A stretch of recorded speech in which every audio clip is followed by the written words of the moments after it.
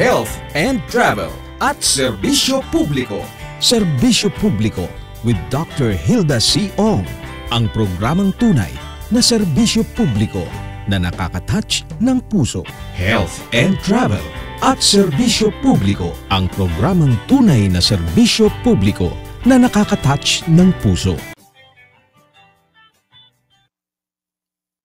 Magandang umaga, Ciao Shanghao at Ho Chaki sa mga tagapakinig natin dito sa DWBL 1242, ang himpilan ng serbisyo publiko at sa mga sumusubaybay sa ating social media account sa Facebook at sa YouTube channel. Ang iyong agarang serbisyo lady, ako po ang iyong agarang serbisyo lady, Dr. Hilda Ong, ay lubos na nagagalak na muling maging kabahagi ng umaga o anuman oras dyan sa inyong kinaroroonan.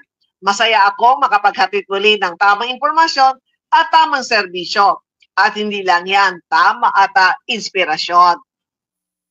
Salamat sa muling pagiging bahagi ng ating masayang pagsasama dito sa Talk and Public Service Program ng Health and Travel at Serbisyo Publiko na 15 years nyo nang kasaba.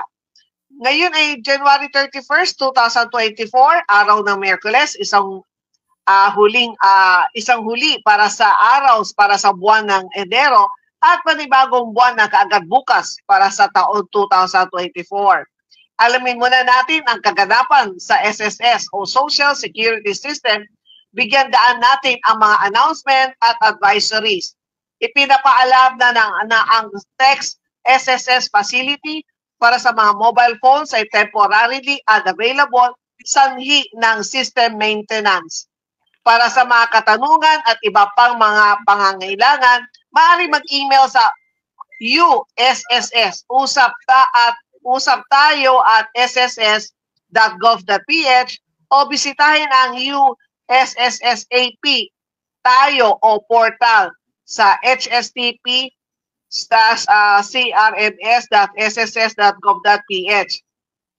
Pasasalamat ng pamunuan ng SSS sa inyong malawag na pangunawa.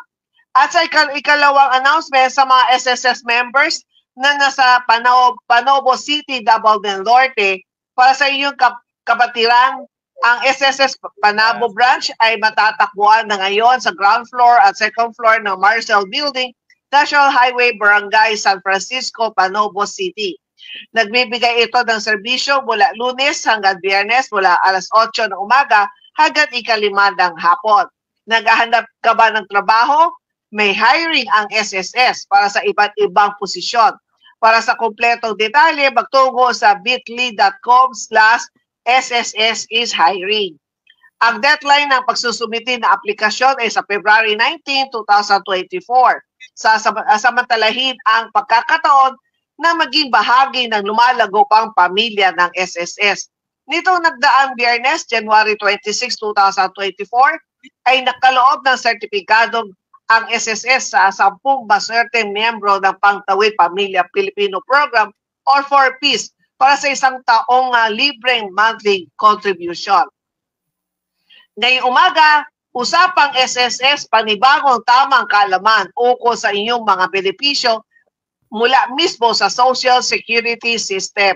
Alamin natin kung sino-sino maaaring mag-apply ng loan sa mga may dating utang. Maaari ba nila itong hulugan o kaya naman paano nila paano nila ma-settle ito? Ito po ba dapat nila pabayaan hanggang sila ay mag-reach sa retirement age?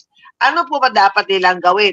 Kaya ito ang pag-uusapan natin ngayong umaga at makakasama natin si Mr. J. Labadia, Head ng Media Affairs Department. Magandang umaga, Sir J.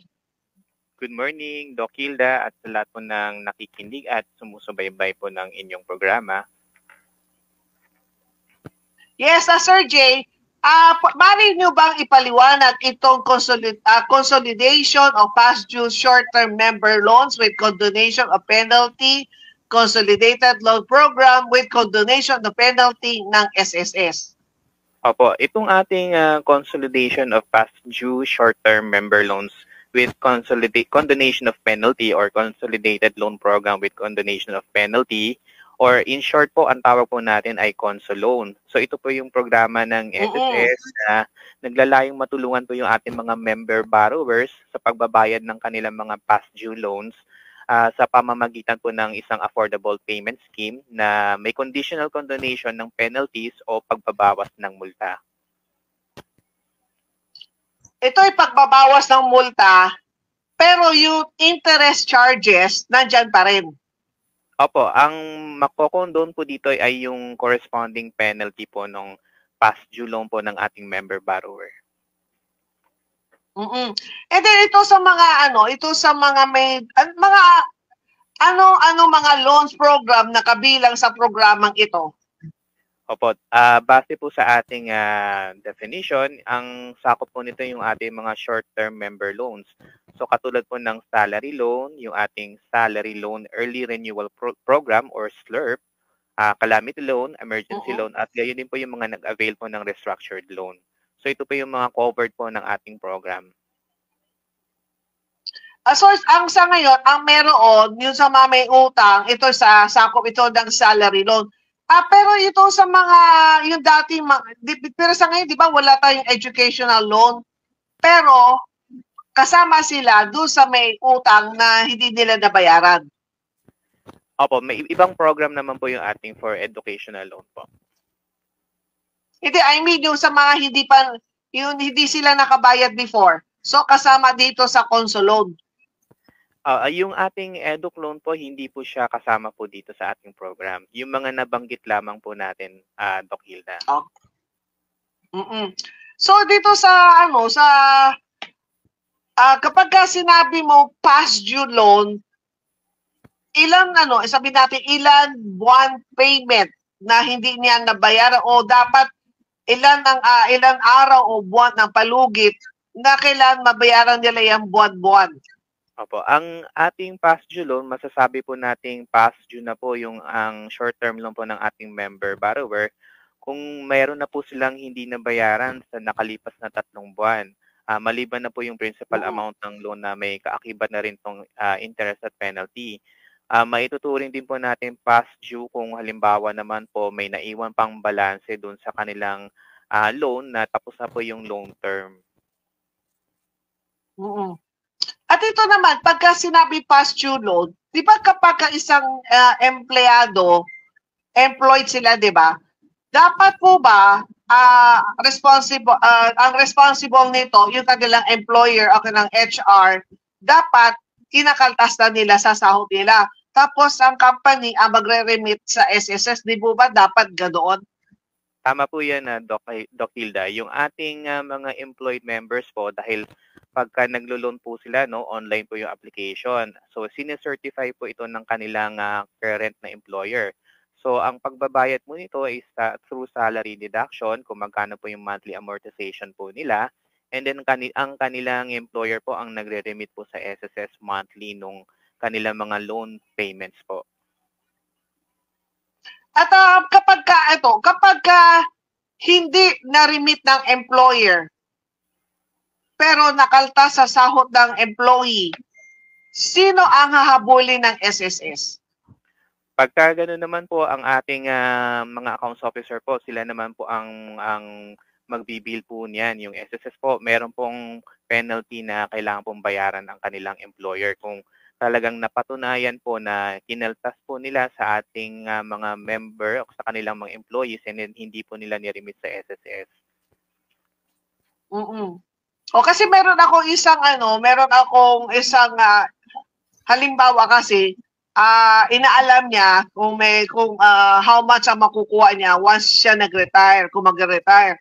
And then kaso ang nalaman tuloy niya na meron pala siyang outstanding loan sa SSS at ang laki ng penalty plus interest kaya na-shock siya. Sabi niya, hindi naman di daw siya nag-apply ng loan sa SSS. Baka nagkamali. Sabi ko, imposible magkamali ang SSS. Yung pala, habang chine-check namin sa kanyang record dito sa ating branch, nakita pala, yung dating utang pala niya, hindi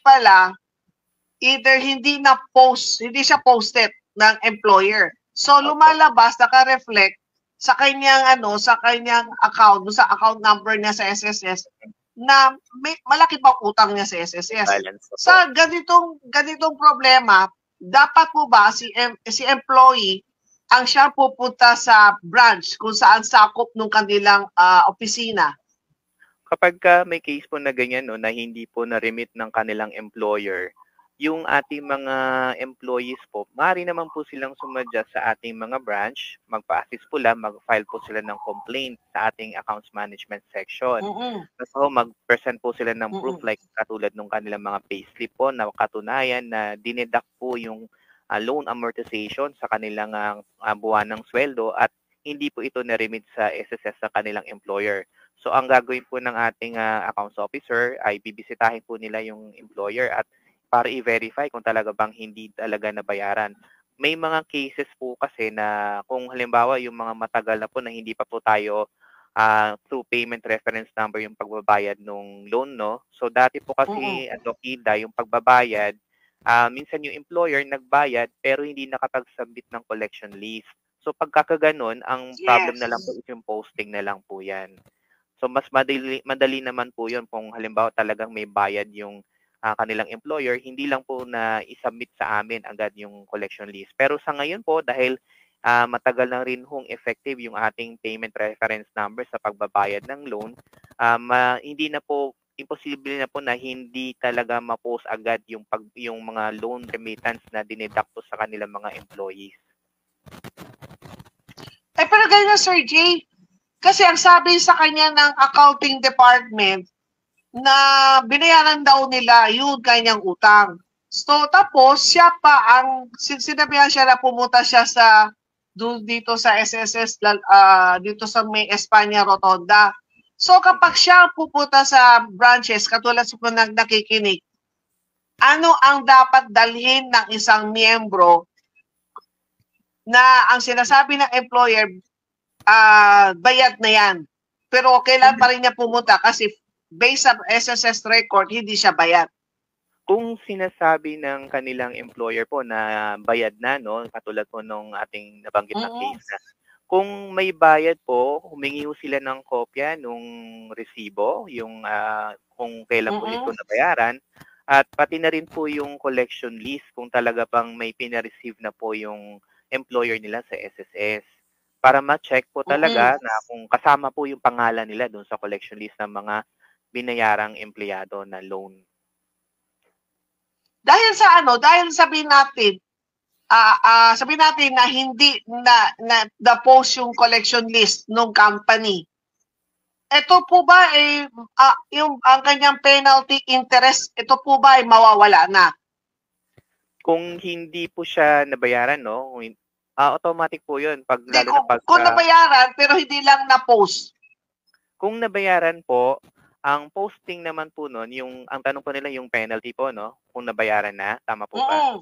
Kung halimbawa po bayad na, no? Tapos the post po yun, automatic po yun, mag-check naman po ng system namin based dun sa date of payment. So kung talagang on time yung pagbabayad, hindi lang nakapag-submit sa amin ng collection list, kung matagal na po ito, hindi naman po mag-reflect yung mga penalty or interest. Basta yung system naman po ng SSS is nagbabase kung kailan po ito binayaran. Sige. Kasi sasamahan ko siya kasi malaki-laki din Kaya sabi ko, sige, samahan kita, pero tamang-tama, ngayon ito ang topic natin today, para malaman ko, para masabihan ko siya kung ano dadalhin niya, kasi sasamahan ko siya sa SSS branch natin. Tapos, kailan naman po nagsimula ang programang ito na pumapayag na ang CSSS na may console loan tayo para sa mga merong past due loans? Opo, itong ating program po ng console loan po, no, ito po ay ating ni-launch po nung September 30 pa po, 2022.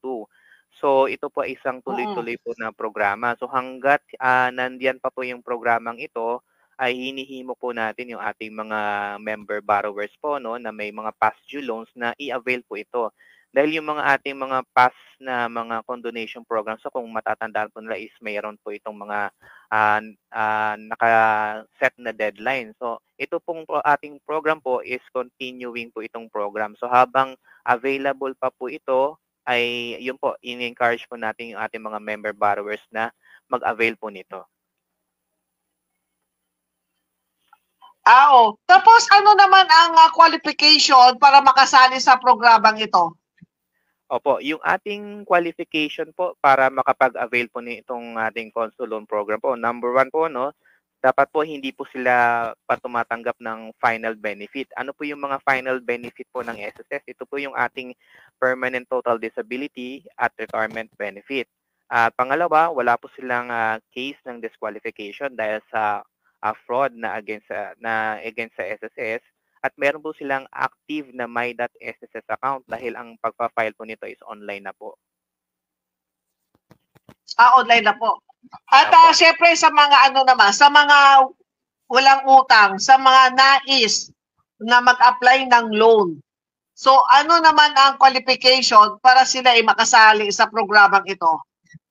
Yung ating mga members po na gusto po mag-file for salary loan, no, dapat po mayroon po silang at least 36 months na hulog po sa kanilang posted contributions, and then may active po sila na for the last 12 months na at least may 6 po na pumasok po doon. So dapat din po kung employed po sila, pag nag-file sila ng kanilang salary loan is isa-certify po ito online din ng kanilang employer. Kung individual member, kung self-employed naman po, dapat po meron po silang hulog na at least 6 months na current under the yung kanilang membership status na self-employed or voluntary member bago po sila makapag-loan po. Bago sila makapag-loan? Opo. Yes. So ano naman ang pamamaraan ng pagbabayad sa ilalim ng consular loan? Let's say sila may mga past due na hindi nakapagbayad. So paano naman, ano unang gagawin nila? Kailan ba nila pumunta sa SSS or pwede na ito through online? Opo, itong ating consular loan program, dahil online na po ito, yung paraan po ng pagbabayad ay online na rin po. So may dalawang paraan po na pwedeng bayaran po ito. Pwede pong full payment or one-time payment. Pwede rin naman pong installment. So kapag one-time payment po or full payment, dapat po once na may ma-receive po sila na advice ng approval ng kanilang consular loan program application, dapat within 30 days po pabayaran po nila in full kung magkano po yung na-compute po na kanilang loan balance plus yung interest. Then yung penalty po, once na mabayaran po is makokondone na po yun or madidelete na po yun. Kung halimbawa naman po ang loan ng or consolidated loan ng isang member po is nagkakahalaga po ng 5,000 pababa, automatic po full payment lang po yung available na payment term nito. Kung halimbawa naman po ang gusto naman po ng member is installment po yung kanyang pagbabayad, ang minimum po na pwede pong bayaran for down payment is 10%. And then yung balance po, pwede po nilang bayaran from 6 months up to 60 months po. Depende po yun sa balance ng kanilang loan na matitira once na mabayaran po yung down payment. And then, baka ganyan naman, magkano naman ang magiging interest sa ilalim ng installment plan nila? Opo, yung ating interest po under the consular loan po na installment po na is 10% po kada taon yung rate po niyan. Kung halimbawa naman po ay na-delay po sa pagbayad doon sa schedule po niya, may penalty po ito na 1% kada buwan. Teka. Ma'am Wilma Torres Lee.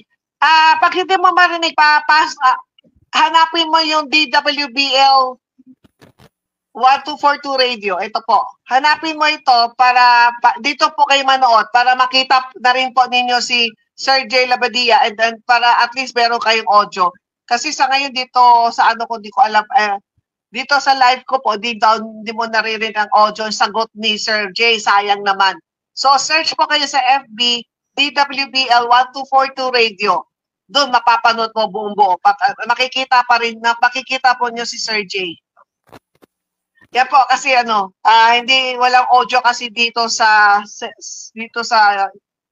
mismong paggamit ko sa live. And then kapag sila po ay may mga utang at syempre, sino ba naman na ayaw nilang matanggal yung matapos ang utang nila hanggang sa, syempre, matapos ang utang at the same time, para makapag-apply din sila in case nangangailangan ulit silang pera.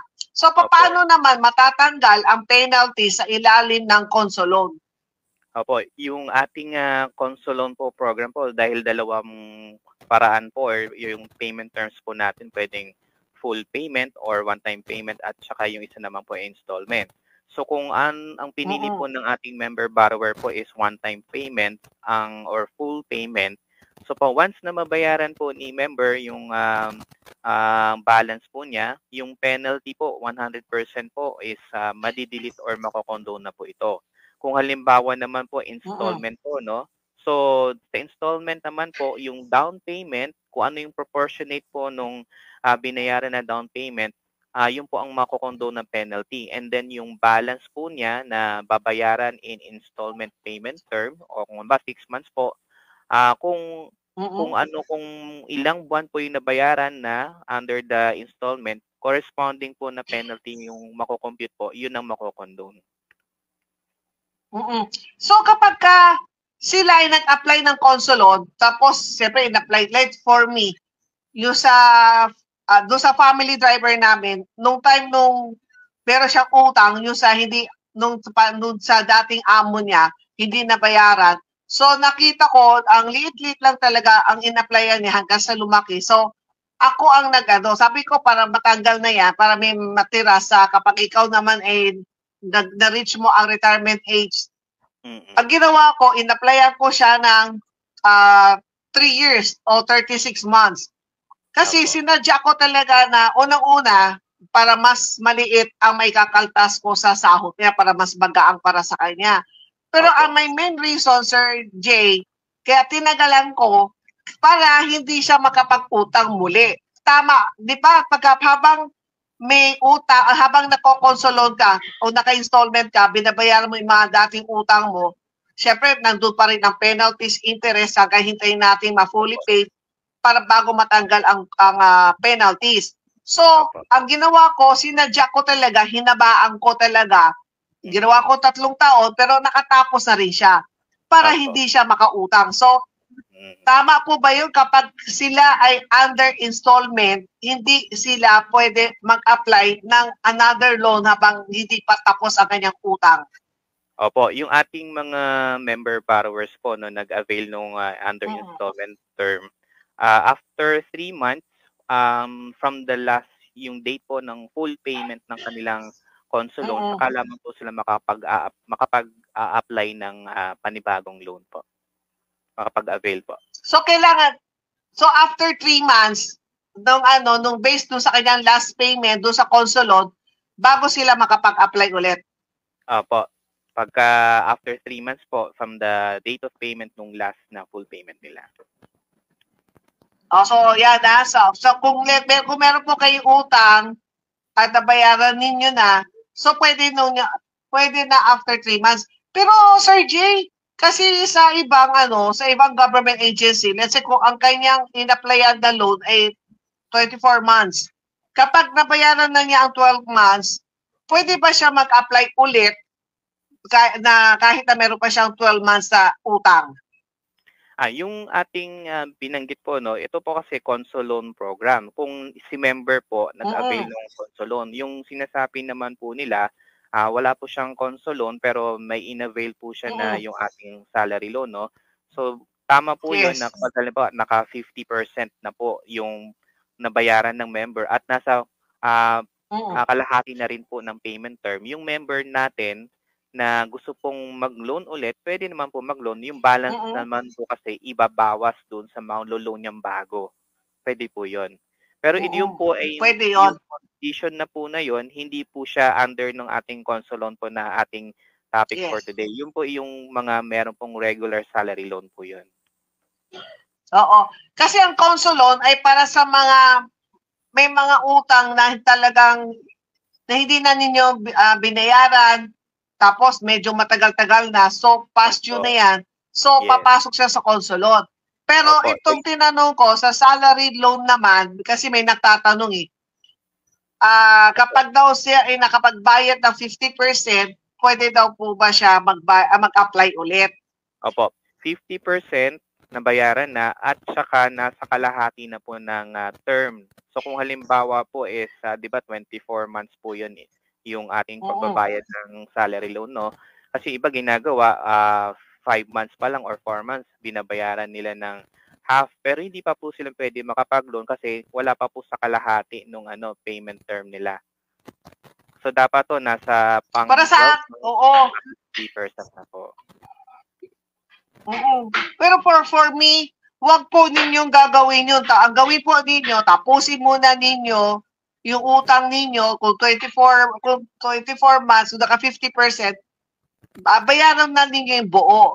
Kasi narinig po ni Sir J, once na nag-apply kayo ulit, yung another 50%, ikakaltas doon sa panibagong loan mo, salary loan.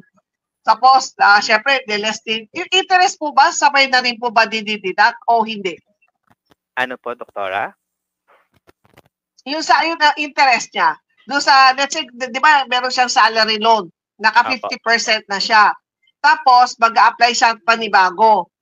So, di ba yung another 50%, doon sa bagong salary loan, di ba, kakaltasin ng SSS. And then, dito sa bagong loan niya, ang interest po ba, advance din po ba, kinakaltas na? Opo, yung ating system naman po, kung kailan po yung reloan po niya, magre-recompute naman po yon. So kung magkano yung balance niya as of the time na mag-reapply siya, yun naman po din ang i-deduct naman po sa kanyang bagong loan po. Automatic po yun, nag-compute sa bagong loan. Opo. O kaya alam po ninyo, maliit na rin ang matitira doon sa yung i-apply mo salary loan. So, for me, ang advice ko para sa mga nakikinig nanonood, tapusin nyo muna ang salary loan, saka kayo mag-apply ng panibagong salary loan para at least buo pa rin ang makukuha ninyo. Then, back tayo sa Consolod. Saan maaari magsumiti ng consolidated loan application? Opo. Dahil sa one of the requirements po na nabanggit po natin kanina, dapat po yung ating member borrower ay meron pong My.SSS account. So, ang pag-apply po ng ating Conso Loan Program is through online na rin po. So, para madali na po sa ating mga members, hindi na po nila kailangan po sumadya sa ating mga branches po para mag-file ng over-the-counter po. So, online na po ito. Kahit na through sa mga laptops po or mobile phones, pwede po nating i-avail po ito. And then kanina, sa ating sa ating balita para sa SSS, yung regarding do sa text SSS facility, kamusta na po? Still under maintenance pa rin o ayos na?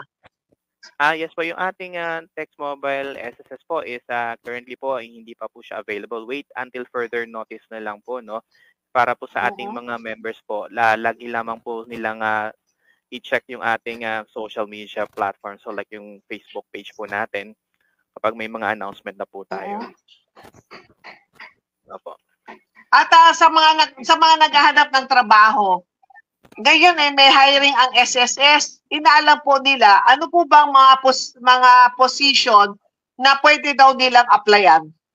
I-check na lang po nila yung ating website po, no. Naka-post naman po 'yan sa sss.gov.ph yung ating mga list of vacant plantilla positions po na gusto po nilang applyan. I think posted na rin din po 'yan sa sa civil service po natin na page. Pero check po sa ating Facebook page ng SSS. Yes po. Sa bahagi ito, Sir J, nais natin humingi ng iyong mensahe o ano man announcement meron po ba kayong special announcement mula po sa SSS? Opo, ating ang mga announcement po kung meron pong updates ng SSS is lagi lamang pong tumutok po sa ating mga official pages po ng ating na social media po ng SSS, sa Facebook po, sa Instagram, sa Twitter or X, andyan din po tayo sa TikTok at sa YouTube po. So, at atin din pong pinapaalalahanan yung ating mga members po, no, na huwag po basta-bastang maniniwala sa mga natatanggap po nila na text na nagsasabing may promo ang SSS. So lagi ho nilang i-check lagi, i-verify sa ating Facebook page para hindi po sila madaling mabiktima po ng mga fraudsters. Yung ating mga members po, dahil online na po yung ating mga transactions, kung hindi po nila magawa or hindi nila magamay yung ating pag-access po doon sa ating online platforms po natin, meron po tayong mga e-centers po sa ating mga branches po na nandyan po yung ating mga member service representatives na handa pong mag-assist po sa kanila para mag-file ng mga online po na kanilang applications kung ano po yung mga benefits na gusto nila po i-avail. Ito, maraming po, Sir Jay. Maraming salamat po, Doc Hilda. Yes po. Maraming salamat po. Muli ang nakasama po natin ay si Mr. J. Labadia. Siya po ang head po ng Media Affairs Department. Kung meron po kayong mga katanungan o gustong linawin na mga bagay-bagay, huwag kayong magkatubiling magpadala ng mensahe sa ating mga social media account at asahan po na ipaparating natin ito sa SSS. Ito ay bahagi ng pagbibigay ng serbisyo publiko sa hangarin ng SSS na kayo ay papaglingkuran. At sa pagbabalik po ng health and travel at serbisyo publiko, papasadaan naman natin ang mga mahalagang balita para ngayong araw na ito. Back to DWBL Studio. Health and travel at serbisyo publiko. Serbisyo publiko with Dr. Hilda C. Ong. Ang programang tunay na serbisyo publiko na nakakatouch ng puso. Health and travel at serbisyo publiko, ang programang tunay na serbisyo publiko na nakakatouch ng puso.